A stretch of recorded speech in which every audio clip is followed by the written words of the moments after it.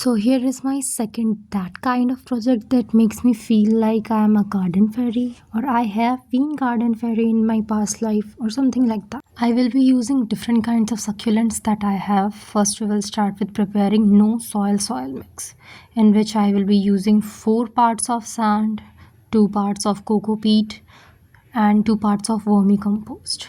At first, I have added 2 parts of sand, but later I felt like it would be soggy soil mixture and retain a lot of moisture, which will not be suitable for succulents. So I went on adding more sand and pinch of Epsom salt.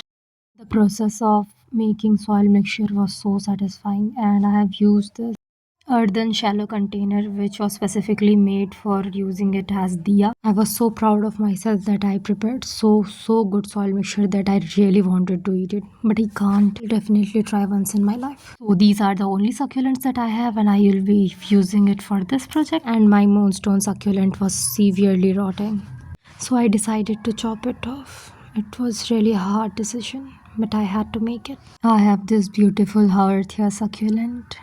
I really love it. It looks like lotus, beautiful green lotus. And all the succulents are really very easy to care. They are natively from desert area, and being from drought region, they really don't need much water.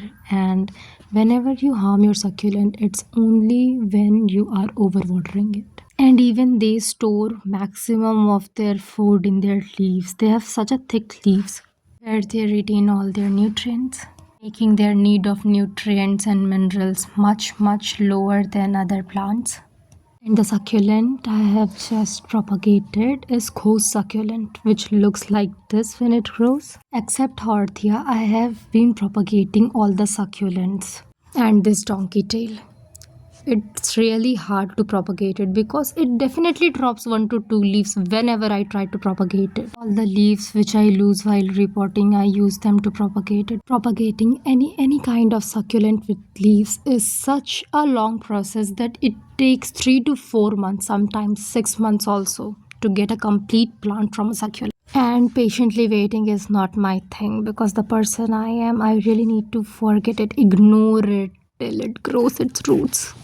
Okay, so it is really long process, and covering it in within 3 minutes is not possible. So come for part 2 and consider subscribing if you like my videos.